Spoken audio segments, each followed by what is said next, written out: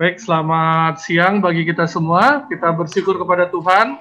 Pada siang hari ini kita boleh berkumpul kembali wilayah 11 untuk membahas sekolah Sabat ya.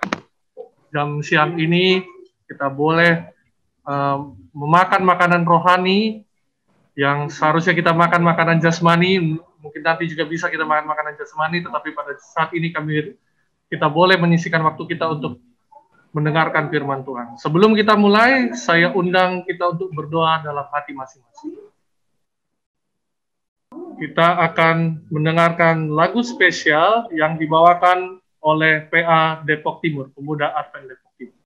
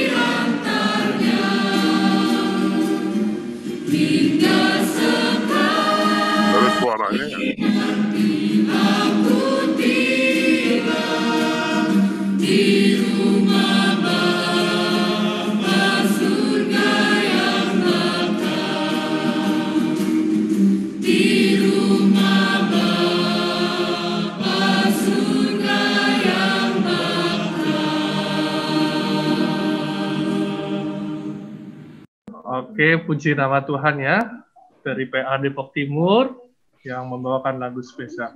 Baik, doa buka akan dipimpin oleh Ibu S. Manula. Silakan. Mari kita satukan hati pikiran kita, mari kita berdoa. Tuhan Allah Bapa kami yang bersemayam di dalam kerajaan surga, di siang hari ini Tuhan kami boleh patut bersyukur dan berterima kasih oleh waktu dan kesempatan yang baik Tuhan Engkau masih berikan kepada kami masing-masing. Tuhan kami rindu hanya memuji, memuliakan nama-Mu di saat jam istirahat kami. Tetapi kami bersyukur, kami bersuka cita, waktu yang baik ini kami akan persembahkan untuk-Mu saja. Tuhan, kami umat-umat Tuhan yang sudah memberikan hati pikirannya pada saat ini, yang sudah boleh bergabung ya Tuhan untuk mengikuti acara ibadah kami. Kiranya Engkau memimpin kami, Engkau memberikan kesehatan kepada kami, Engkau juga memberikan hikmat kepada kami ya Bapa, supaya kami juga mengikuti acara ini dengan baik. Tuhan, kami juga boleh berdoa untuk Bapak Pendeta Sandy Marbun yang akan boleh memimpin acara diskusi pelajaran sekolah Sabat. Dan umat-umat Tuhan dari Jemaat Depok Timur, berkemurahanlah Engkau Tuhan memberkati kami yang ambil bagian saat ini. Biarlah hikmat dari surga menjadi bagian kami.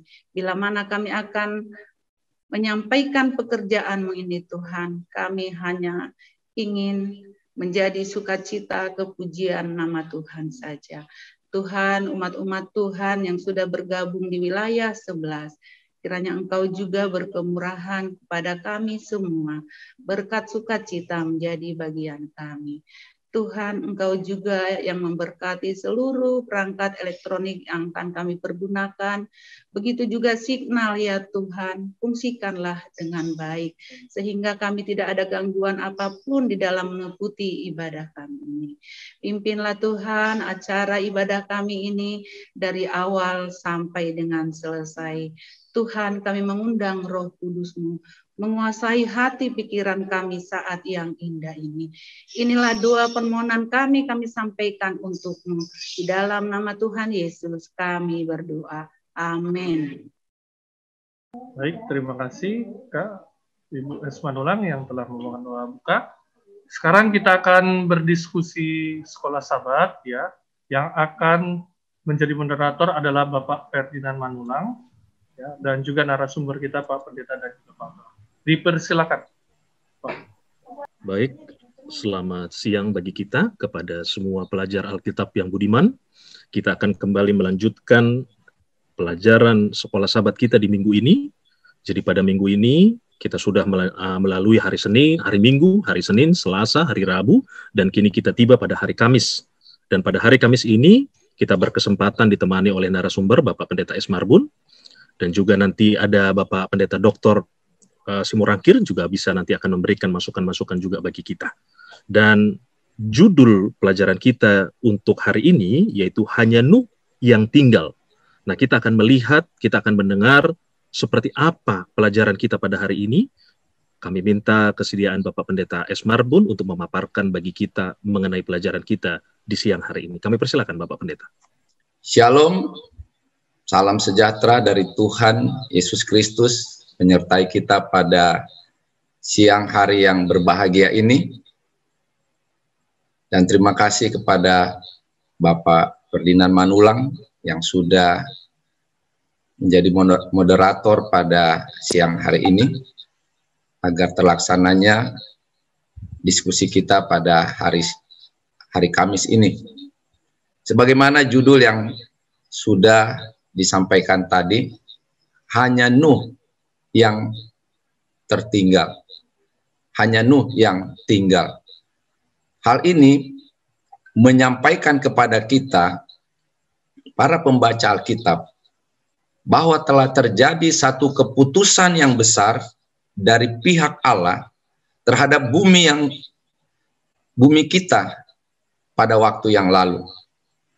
Keputusan Allah adalah bahwa bumi ini harus dibinasakan dengan semua isinya, semua manusia, kecuali Nuh dan keluarganya mendapat kasih karunia dari Allah, dan semua binatang, hewan yang masuk ke dalam bahtera Nuh. Itu dapat kita baca di dalam Kejadian 7 ayat yang pertama. Demikian firman Tuhan. Lalu berfirmanlah Tuhan kepada Nuh, masuklah ke dalam bahtera itu, engkau dan seisi rumahmu, sebab engkaulah yang kulihat benar di hadapanku di antara orang zaman ini. Saudara, Allah membinasakan bumi ini dengan air bah, karena Allah melihat bahwa manusia yang Allah ciptakan telah rusak lakunya. Hal yang pertama yang kita lihat yang Allah lakukan sebelum Dia membinasakan bumi kita ini dengan air bah, kita boleh baca di dalam Kejadian 6 ayat yang ketiga. Demikian firman Tuhan. Rohku tidak akan selama-lamanya tinggal di dalam manusia, karena manusia itu adalah daging, tetapi umurnya akan 120 tahun saja. Hal yang pertama yang Allah lakukan adalah mengambil rohnya dari tengah-tengah manusia. Kuasa Allah yang menyelamatkan, yang memelihara manusia, diambil dari tengah-tengah manusia. Dan Allah melihat apa yang terjadi dengan manusia bila mana roh Allah diambil dari tengah-tengah mereka. Di dalam Kejadian 6 ayat yang kelima, yang kita dapati adalah ketika roh Allah diambil dari tengah-tengah manusia, Kejadian 6 ayat 5, ketika dilihat Tuhan bahwa kejahatan manusia besar di bumi dan bahwa segala kecenderungan hatinya selalu membuahkan kejahatan semata-mata. Dan di ayat yang ketujuh, berfirmanlah Tuhan, aku akan menghapuskan manusia yang telah kuciptakan itu dari muka bumi, baik manusia maupun hewan, dan binatang-binatang melata, dan burung-burung di udara, sebab aku menyesal bahwa aku telah menjadikan mereka. Saudara yang kekasih dalam Kristus, inilah yang kita dapati di dalam firman Tuhan, mengawali sebelum apa yang dikatakan dalam judul kita pada siang hari ini, hanya Nuh yang tinggal. Ada proses di awal yang kita dapati, yaitu yang pertama tadi, roh Allah diambil dari tengah-tengah manusia. Dan manusia itu didapati tingkah lakunya adalah jahat semata-mata. Firman Allah ini dilaksanakan pada akhirnya. Jadi Allah berfirman dan kemudian firman-Nya itu terlaksana. Sebagaimana yang dicatatkan di dalam Kejadian 7 ayat 23. Demikianlah dihapuskan Allah segala yang ada, segala yang di muka bumi, baik manusia maupun hewan, dan binatang melata, dan burung-burung di udara, sehingga semuanya itu dihapuskan dari atas bumi. Hanya Nuh yang tinggal hidup, dan semua yang bersama-sama dengan dia di dalam bahtera itu. Dengan demikian, manusia yang tinggal hidup adalah Nuh dan semua yang bersama dengan dia. Satu jumlah yang sangat kecil, yaitu 8 orang yang dapat disebut sebagai manusia yang sisa atau juga umat yang sisa. Saudaraku, apa yang dapat kita pahami dari kata yang tinggal? Kelanjutan keturunanmu atau sisa-sisa umatnya. Yang pertama adalah bahwa Allah masih mempunyai orang-orang yang melanjutkan rencana Allah untuk mendatangkan keselamatan yang besar kepada umat manusia. Keberadaan Nuh adalah untuk melanjutkan rencana Allah yang besar bagi umat manusia selanjutnya. Kita boleh membaca di dalam Kejadian 3 ayat 15 bahwa Allah memiliki rencana yang besar untuk manusia selanjutnya. Kita baca dalam Kejadian 3 ayat 15. Aku akan mengadakan permusuhan antara engkau dan perempuan ini, antara keturunanmu dan keturunannya. Keturunannya akan meremukkan kepalamu, dan engkau akan meremukkan tumitnya. Saudara yang kekasih dalam Kristus, kejadian yang terjadi kepada Nuh menjadi hanya Nuh yang tinggal. Allah sedang membicarakan bahwa rencana yang besar yang disampaikan Allah kepada Adam dan Hawa masih akan terus berlanjut melalui Nuh dan keluarganya. Yang kedua adalah mereka, yaitu Nuh dan keluarganya, adalah orang-orang yang mendapat kasih karunia dari Allah dan hidup bersama dengan Allah sebelum air bah menimpa bumi ini. Kita boleh baca di dalam Kejadian 6 ayat 8. Tetapi Nuh mendapat kasih karunia di mata Tuhan. Kemudian yang ketiga, dari kata yang sisa tadi adalah kualitas kehidupan mereka adalah kehidupan orang-orang kudus. Ya, jadi Nuh adalah orang-orang yang memiliki kualitas kehidupan yang kudus. Di dalam Kejadian 6 ayat yang ke-9, firman Tuhan berkata, inilah riwayat Nuh. Nuh adalah seorang yang benar dan tidak bercela di antara orang-orang sezamannya. Dan Nuh itu hidup bergaul dengan Allah. Selanjutnya di dalam Kejadian 7 ayat 1, lalu berfirmanlah Tuhan kepada Nuh, masuklah ke dalam bahtera itu, engkau dan seisi rumahmu, sebab engkaulah yang kulihat benar di hadapanku di antara orang-orang zaman ini. Sebagai perbandingan, kita boleh lihat di dalam Yesaya 4 ayat yang ketiga, firman Tuhan berkata, dan orang yang tertinggal di Sion dan yang tersisa di Yerusalem akan disebut kudus, yakni setiap orang di Yerusalem yang tercatat untuk beroleh hidup. Jadi saudara yang kekasih dalam Kristus, umat yang sisa adalah orang yang kudus, adalah orang yang suci, yang layak untuk beroleh hidup. Yang keempat adalah yang sisa, Allah memberikan ikatan perjanjian. Di dalam Kejadian 6 ayat 18, firman Tuhan berkata, tetapi dengan engkau aku akan mengadakan perjanjianku, dan engkau akan masuk ke dalam bahtera itu. Engkau bersama-sama dengan anak-anakmu dan istrimu, dan istri anak-anakmu. Artinya saudaraku, Allah datang kepada Nuh. Nuh tidak sendirian di dalam membangun bahtera. Allah menyediakan orang-orang yang benar membangun bahtera itu, yang kemudian meninggal dunia sebelum bahtera itu selesai. Dan juga orang-orang percaya yang kemudian murtad. Itu boleh kita baca dalam buku Fundamental of Christian Education, halaman 504. Jadi Allah memakai orang-orang yang percaya membantu Nuh membangun bahtera itu, yang walaupun mereka dikatakan meninggal sebelum bahtera itu selesai. Dan yang kedua adalah orang-orang yang tadinya percaya tetapi kemudian menjadi murtad, yang meninggalkan Tuhan. Tuhan pakai mereka, tetapi mereka pada akhirnya tidak setia.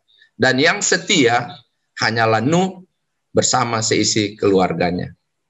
Saudaraku, Allah memastikan kepada Nuh dan keluarganya, mereka pasti masuk ke dalam bahtera.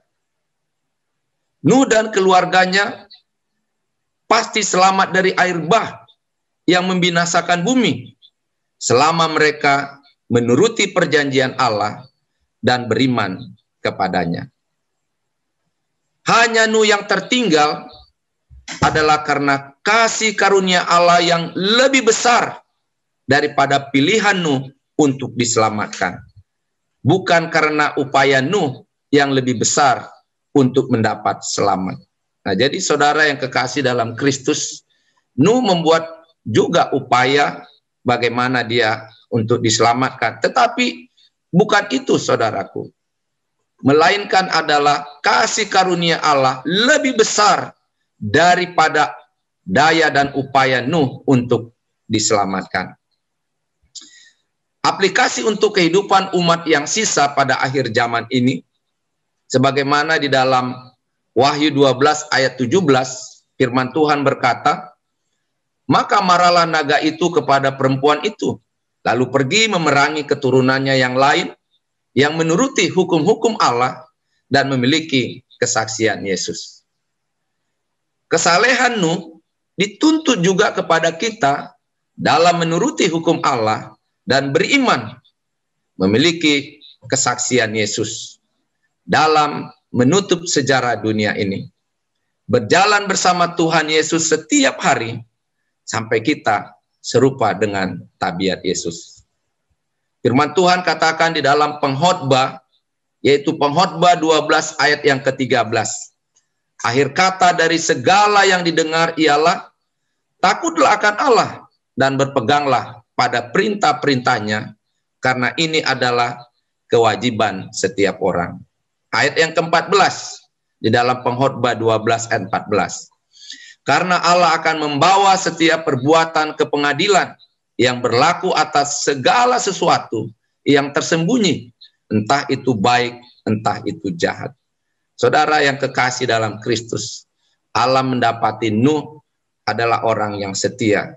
Dan pada akhir zaman ini, Allah juga menuntut kesetiaan kita kepadanya. Namun saudaraku, yang lebih besar dari kesetiaan kita, kesetiaan Nuh adalah kasih karunia Allah yang sangat-sangat besar, sehingga kita beroleh keselamatan. Demikian penjelasan yang boleh saya sampaikan. Tuhan memberkati. Amin. Pak Terima Ferdinand. kasih Pendeta Marbun atas pemaparan yang sudah diberikan kepada kita mengenai pelajaran di hari Kamis dengan judul Hanya Nuh yang Tinggal. Mungkin Pak Pendeta Dr. Simorangkir boleh memberikan tambahan atau masukan terkait pelajaran kita tadi. Kami persilakan Pak Pendeta. Ya, terima kasih Pendeta Marbun yang sudah memberikan pemaparan yang sangat baik. Pelajaran kita hari ini mengingatkan kita bagaimana kita hidup bergaul dengan Tuhan di zaman akhir. Karena memang kitalah sekarang ya masa umat yang sisa itu. Ya. Sudah tentu bagaimana Nuh bergaul, kita juga bisa bergaul. Tadi ada disebut usaha, ya. Jadi supaya kita jangan bingung, apakah memang ada peran kita dalam berusaha supaya selamat dengan mengatakan dia berusaha. Sebenarnya tidak ada. Kenapa? Yang membuat saya berusaha untuk selamat itu bukan datangnya dari diri kita. Ya. Tandanya apa?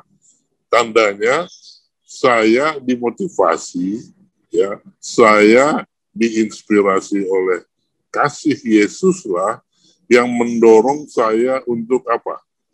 Berusaha hidup sesuai dengan apa yang dibuat dan dinyatakan oleh Yesus. Ya.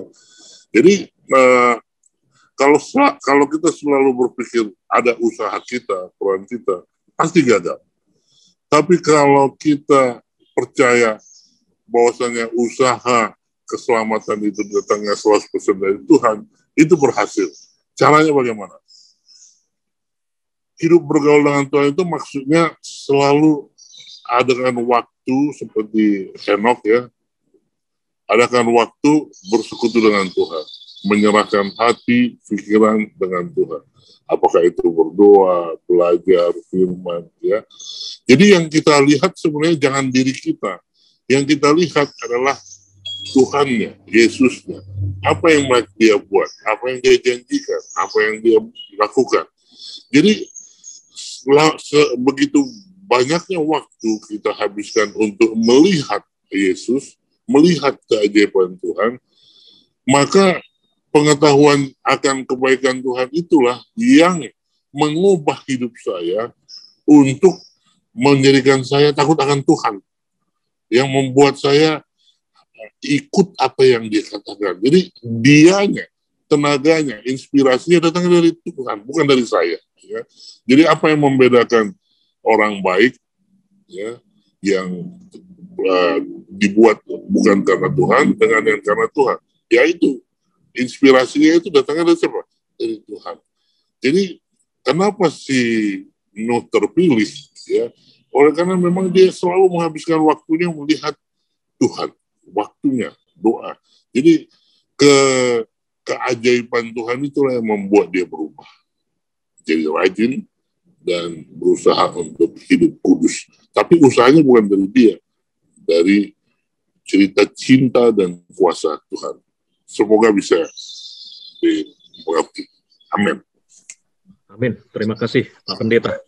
Selamat malam, selamat pagi, selamat tengah malam mungkin buat mereka yang ada di Eropa. Kepada saudara-saudara sekalian sudah bergabung dengan kami di Jemaat Fisdak untuk acara di New Jersey ibadah malam kami. Kami bersyukur dapat kembali bersama-sama dengan saudara-saudara sekalian dan dapat mempelajari firman Tuhan dengan mempelajari pertama-tama pelajaran sekolah sahabat kita. Seperti biasanya kita akan mempelajari pelajaran sekolah sahabat kita dengan membaca ya. Kita akan membaca pelajaran kita dan kemudian kita akan diskusikan. Pada malam hari ini kita memiliki Rabu pada tanggal 14 April ini kita memiliki judul Tanda Pelangi. Ya, tanda pelangi. Nanti kita seperti saya sudah katakan beberapa malam yang lalu, ini cukup menarik ya. Salah satu pembahasan yang saya boleh secara pribadi sangat menarik untuk saya bahas juga adalah apa yang kita akan pelajari pada malam hari ini. Besok juga ya, kita akan melihat hanya Nuh yang tinggal. Dan untuk besok ada satu kata kunci yang merupakan inti, satu kata kunci yang merupakan inti daripada cerita tentang Nuh ya, cerita tentang Nuh. Apa itu? Nah, seringkali kita pada saat kita berbicara tentang Nuh, yang kita ingat air bahnya. Jadi kata kunci itu seakan-akan hanya air bah. Tetapi kalau kita lihat besok malam, nanti akan kita lihat ada satu kata kunci. Dan apakah itu air bah? Nanti kita akan lihat besok malam. Jadi saya undang lagi kita untuk dapat kembali bersama-sama besok malam. Tapi malam hari ini satu kata, bukan yang kata kunci, bukan pelangi. Seperti akan kita bahas besok. Tetapi pada malam hari ini, kita akan membahas tentang tanda pelangi. Mari kita baca dulu ya. Sini dikatakan, dan Allah berfirman, Kejadian 9 ayat 12 sampai 13. Dan Allah berfirman, inilah tanda perjanjian yang kuadakan antara aku dan kamu serta segala makhluk yang hidup yang bersama-sama dengan kamu turun-temurun untuk selama-lamanya. Busurku kutaruh di awan. Wah, itu ya, busurnya Allah akan kemana? Ditaruh di awan supaya itu menjadi tanda perjanjian antara aku dan bumi. Supaya itu menjadi tanda perjanjian. Ya, jadi pelangi itu adalah tanda perjanjian. Jadi pelangi itu busur. Nanti kita akan lihat dalam bahasa aslinya memang kata pelangi itu adalah busur. Ya, rainbow. Bow itu adalah kata arti bahasa Indonesianya busur. Ya. Jadi inilah ayat dari Kejadian 9 ayat 12 sampai 13. Sedikit pelajaran sekolah sahabat kita katakan, sedikit fenomena alam yang lebih indah daripada pelangi.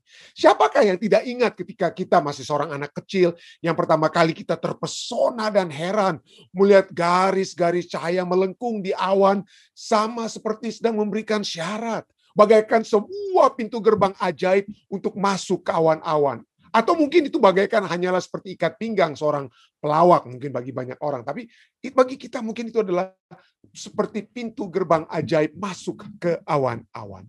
Bahkan bagi orang dewasa sekalipun, nafas kita akan tertahan ketika kita memandang warna-warni yang luar biasa yang ada di angkasa atau di awan. Tidak heran, bahkan sampai sekarang ini, pelangi digunakan sebagai simbol untuk banyak hal, untuk banyak perkara. Itu mulai dapat digunakan dari organisasi politik, sampai pada kelompok agama, sampai kepada grup musik rock, biro perjalanan. Coba Anda cari kata pelangi pada internet, maka Anda Google kata pelangi, dan Anda akan lihat begitu banyak hasil yang akan Anda lihat pada saat Anda menghubungkan apa yang Anda cari dengan kata pelangi. Jadi jelaslah kumpulan warna yang indah itu masih menyentuh perasaan hati dan pikiran kita saat ini. Dari zaman dahulu hingga saat ini. Tentu saja, karena itulah poin utama dari Allah ya, dapat menyentuh perasaan hati dan pikiran kita. Mengapa Allah berkata bahwa pelangi akan menjadi tanda di dalam Kejadian 9 ayat 12-17? Dalam Kejadian 9 ayat 12-17 dikatakan, dan Allah berfirman, inilah tanda perjanjian yang kuadakan antara aku dan kamu, serta segala makhluk yang hidup, yang bersama-sama dengan kamu turun-temurun untuk selama-lamanya. Busurku, pelangiku, kutaruh di awan, supaya itu menjadi tanda perjanjian antara aku dan bumi. Apabila kemudian kudatangkan awan di atas bumi, dan busur itu tampak di awan, dan pelangi itu tampak di awan, maka aku akan mengingat perjanjianku yang telah ada antara aku dan kamu serta segala makhluk yang hidup, segala yang bernyawa, sehingga segenap air tidak lagi menjadi air bah untuk memusnahkan segala yang hidup. Jadi inilah tanda tidak akan ada lagi apa?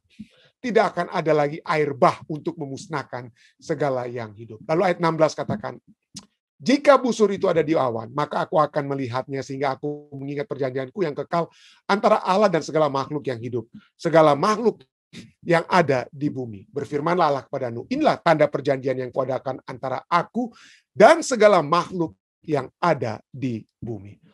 Pelajaran sekolah sahabat kita kemudian lanjutkan.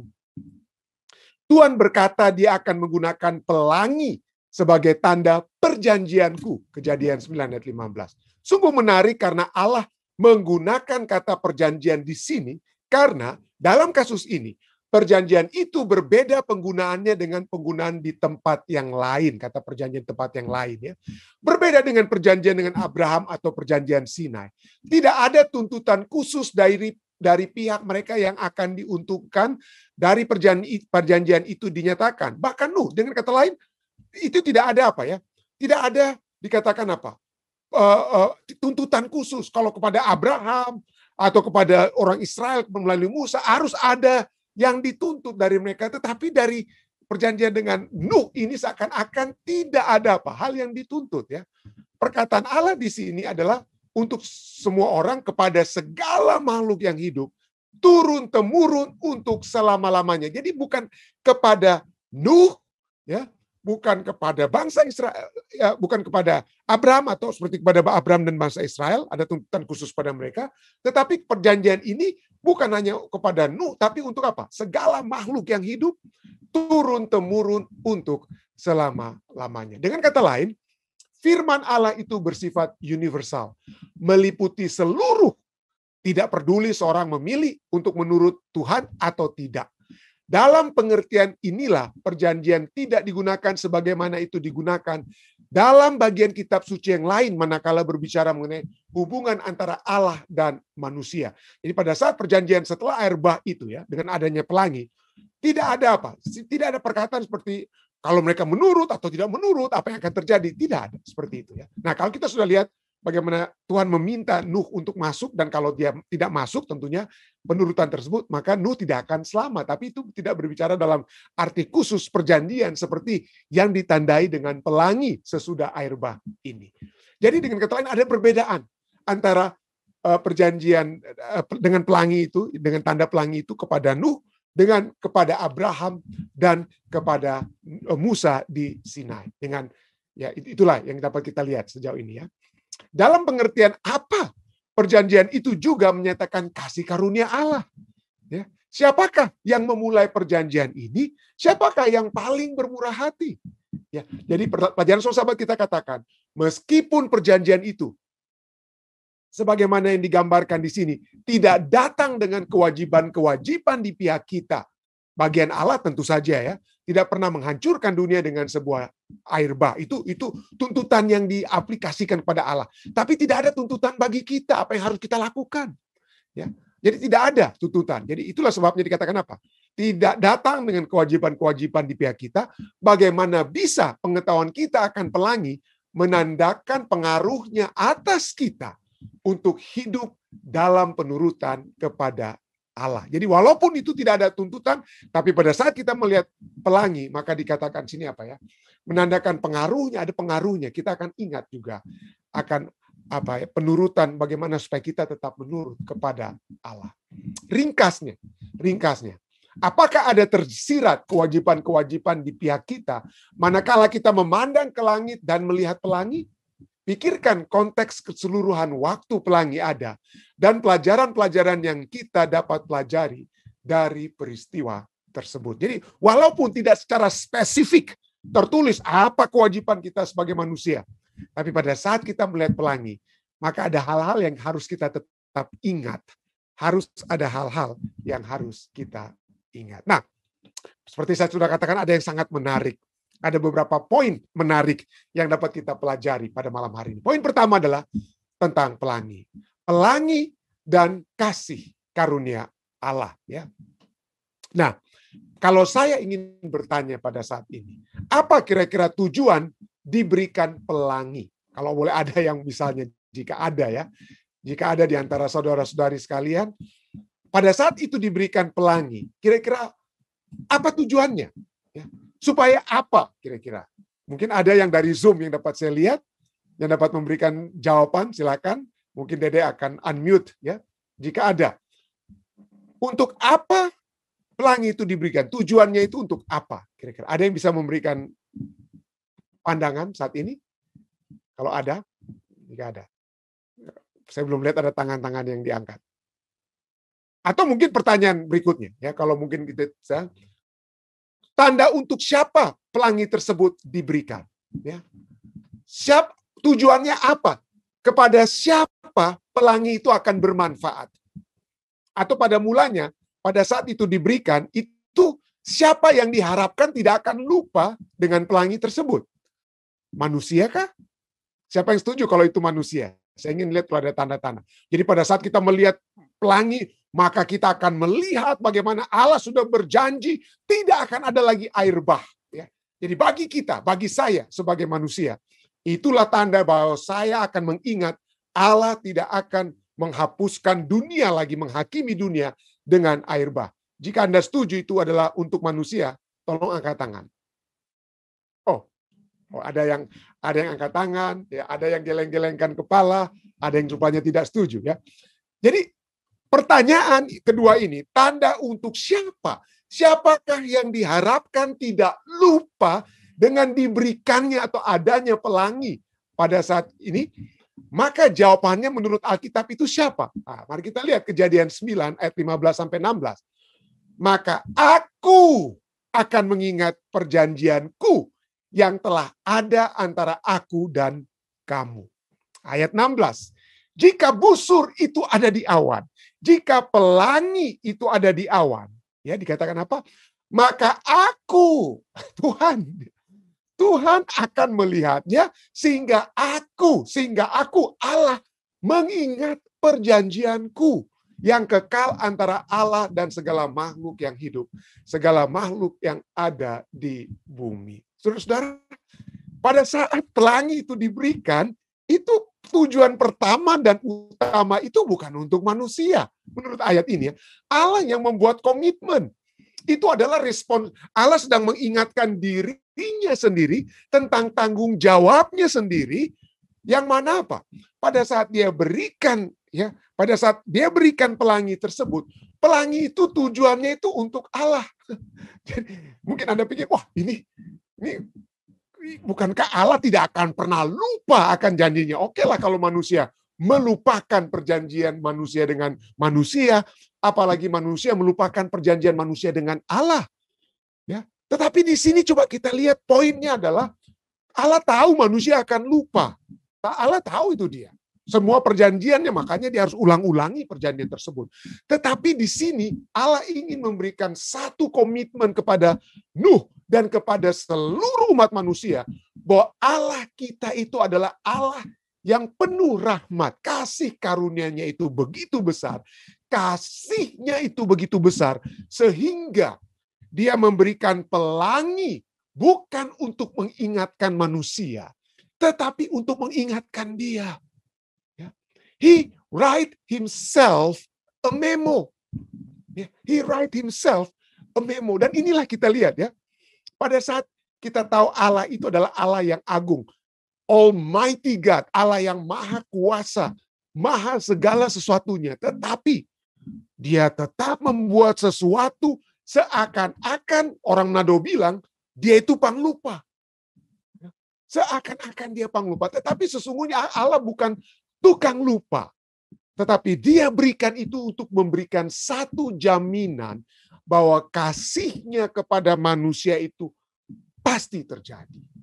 Dia sedang meyakinkan kita.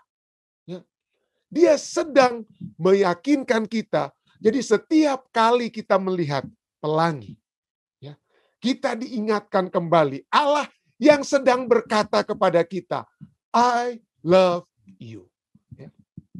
Bagi mereka yang berkeluarga, seringkali suami-suami seringkali bertanya, pendeta, kenapa istri-istri ya seringkali bertanya, Papa sayang sama mama. Seringkali ya. Selalu istri khususnya ya, memiliki satu kerinduan untuk mendapatkan apa? Konfirmasi. Mendapatkan konfirmasi kasih kita. Dan setiap kali kita melihat ada hujan, ya, dan kemudian kita melihat pelangi, disitulah kita kembali terus-menerus mendapatkan konfirmasi dari Tuhan. Tuhan yang mengingatkan dirinya kembali untuk menyatakan kepada umat manusia, I love you. Aku mencintai kamu. Jadi inilah satu hal yang saya katakan perjanjian antara Allah dan manusia itu sangat unik. Sangat-sangat unik. Kenapa? Karena Allah yang mengambil inisiatif, dia yang membuat perjanjian, Allah membuat keyakinan, memberikan keyakinan kepada Abraham, dialah yang berjalan di antara apa? Hewan yang terbelah dua, hewan yang dipotong-potong. Bukan Abraham yang berjalan di situ, Allah yang berjalan untuk menyatakan, nasibku akan menjadi seperti hewan yang terpotong kalau aku tidak menepati janjiku. Kalau aku tidak menepati kasih karuniaku. Dan pada saat dia memberikan pelangi kepada kita, Allah sedang berkata, itu pelangi itu untuk aku. Supaya kamu tahu bahwa aku sedang menyatakan kembali kasihku kepadamu. Jadi pelangi itu adalah apa ya? Tanda untuk Tuhan sendiri. Supaya dengan kata lain bahasa manusianya, supaya dia tidak lupa.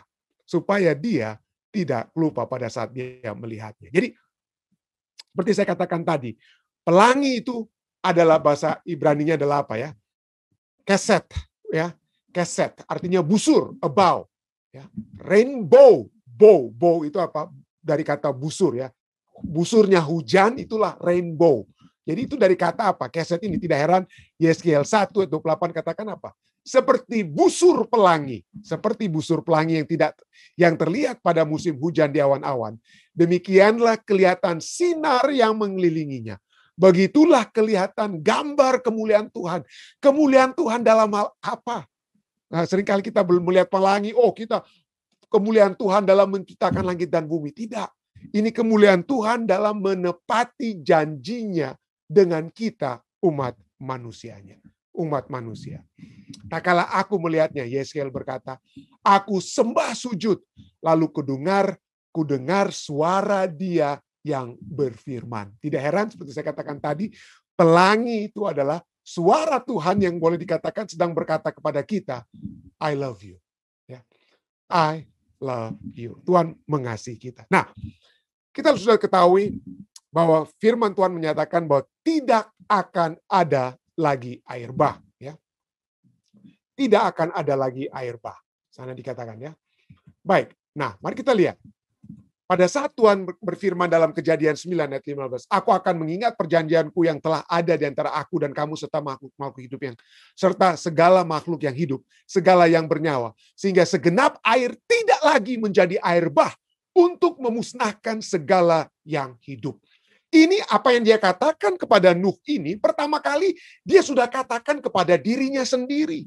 Allah sudah nyatakan itu kepada dirinya sendiri di dalam Kejadian 8 ayat 21. Berfirmanlah Tuhan dalam hatinya, aku takkan, bahasa di dalam Kejadian 9 ayat 15, tidak lagi, tapi tidak akan lagi, dengan lagi, aku tidak akan lagi mengutuk bumi ini karena manusia, sekalipun yang ditimbulkan hatinya adalah jahat dari sejak kecilnya. Dan aku takkan membinasakan lagi segala yang hidup seperti yang telah kulakukan. Jadi Allah sudah berkata kepada dirinya sendiri, dan sekarang dia katakan hal tersebut kepada kepada Nuh. Dia tidak akan lagi mengirimkan air bah. Ya. Walaupun dia tahu apa? Walaupun sekalipun yang ditimbulkan hatinya jahat sejak dari kecilnya. Jadi air bah seperti saya sudah katakan lalu tidak menghilangkan kejahatan hati manusia. Tetap ada. Buktinya kalau kita lihat Kejadian 10 kita sudah bisa melihat apa yang terjadi dengan Nuh sendiri. Ya.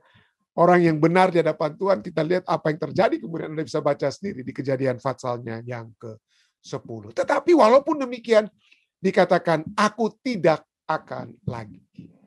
Nah, sering inilah perenungan kita yang kedua. Ya. Apakah ini kabar baik atau kabar buruk, saudara-saudara? Aku tidak akan lagi membinasakan. Ya. Jadi setelah di Kejadian 9 ayat 15, Nuh mendirikan mezbah, mempersembahkan korban. Inilah yang dikatakan Tuhan. Ya. Tuhan berjanji tidak akan lagi mengirimkan air bah. Sekalipun hati manusia itu apa?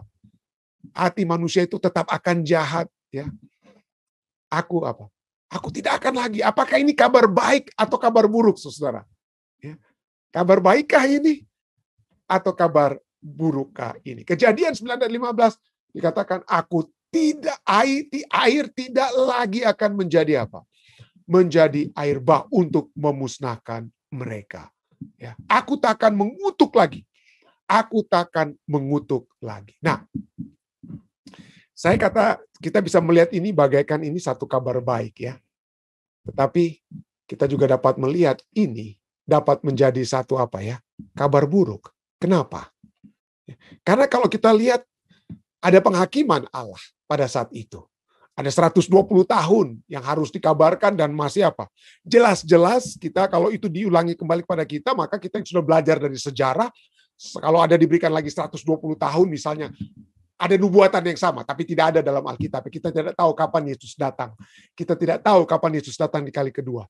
Tapi kalaupun masih diberikan seperti zaman Nuh, ada misalnya diberikan satu jangka waktu, wah tentunya kita sekarang yang sudah belajar dari kisah Nuh akan menggunakan waktu tersebut dengan sebaik-baiknya untuk apa?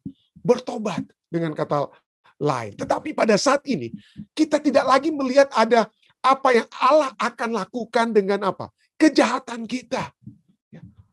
Kenapa? Pada waktu di zaman Nuh, Allah yang akan membinasakan. Tetapi pada saat ini, kontrol untuk membinasakan tidak lagi di tangan Tuhan. Di sini sudah dikatakan, aku takkan membinasakan lagi. Pertanyaannya, siapa yang sekarang membinasakan manusia? Kalau kejahatan mereka itu sudah penuh. Siapa yang akan membinasakan manusia? Ya, kalau kita lihat ya, dari waktu ke waktu, kita melihat bagaimana kengerian-kengerian yang mungkin bukan seperti kengerian yang dapat kita lihat di zaman Nuh. Tetapi kita bisa melihat bagaimana manusia yang mengambil kontrol di dalam dirinya sendiri, yang dia pikir manusia pikir ini ada satu hal yang membuat kejahatan, lalu mari saya kontrol kejahatan tersebut. Saya mencoba untuk mengakhiri kejahatan tersebut. Sehingga tidak heran, kejahatan orang-orang di Jepang di Perang Dunia Kedua dipikir akan diakhiri oleh kuasa manusia. Manusia atau satu negara yang mengirimkan bom atom ke Hiroshima dan Nagasaki untuk mengontrol kejahatan daripada apa? Kejahatan daripada orang-orang Jepang. Manusia yang mengontrol. Dan pada saat itu mungkin orang berpikir, wah ini bagus sekali, ada yang berkuasa. Ada negara adidaya yang berkuasa untuk mengontrol kejahatan Jepang di waktu yang lalu. Tapi apakah ini satu keputusan yang alkitabiah? Ya? Atau mungkin ya kita mengetahui sejarah. Bagaimana ya, saya suka sekali membaca sejarah di Eropa ya.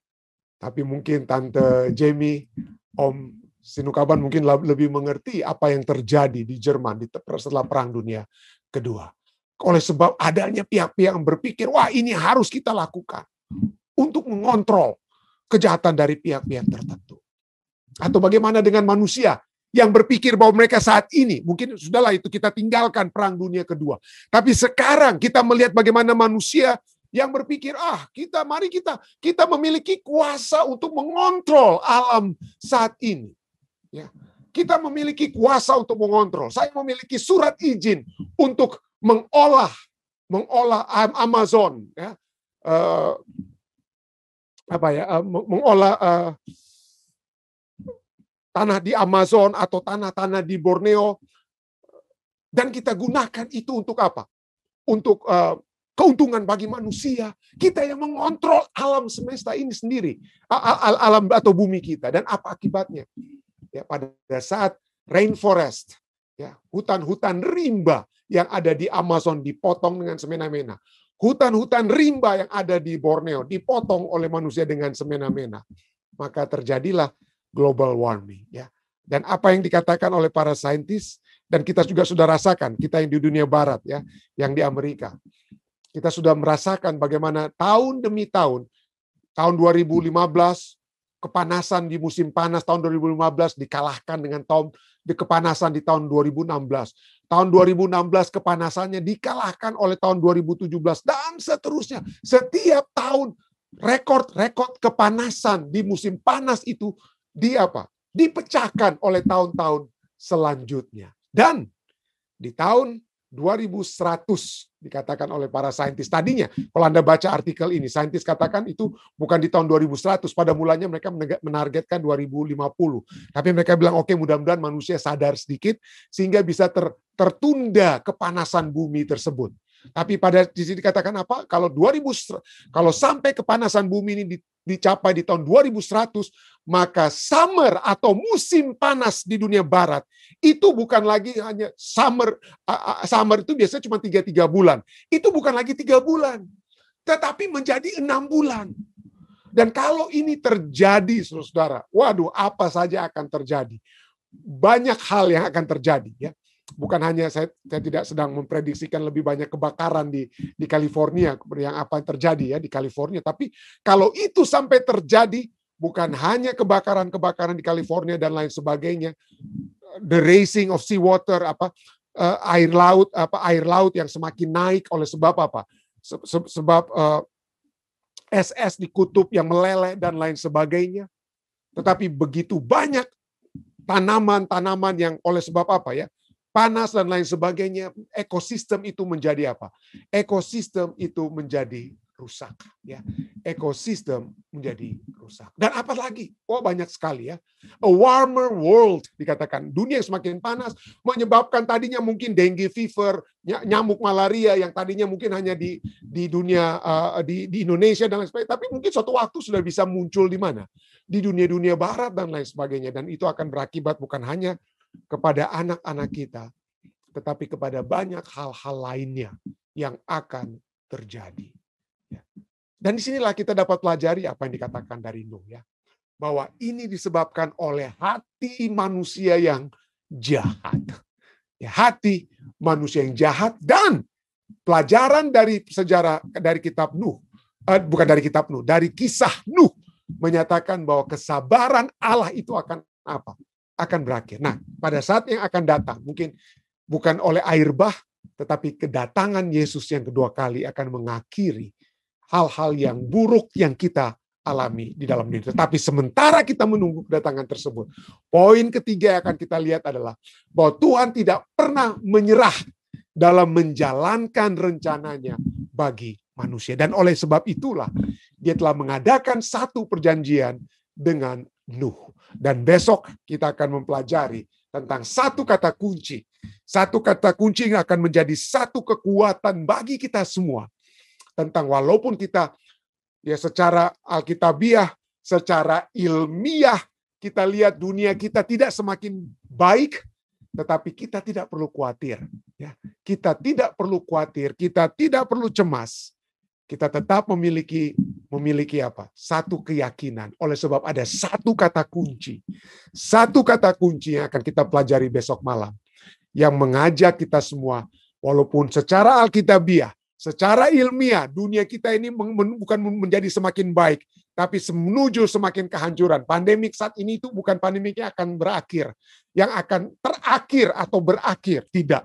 Masalah sosial yang terjadi di Amerika itu bukan akan berubah menjadi hal yang baik. Tidak. Berita-berita tentang peperangan dan hal-hal lainnya. Masalah di alam tidak akan semakin baik. Tidak. Tetapi walaupun keadaan semakin tidak membaik, kita tidak perlu cemas, kita tidak perlu takut, oleh sebab ada satu kata kunci yang akan kita pelajari besok malam. Itulah yang dapat saya sampaikan untuk saat ini. Saya bawa ini dalam nama Yesus. Amin.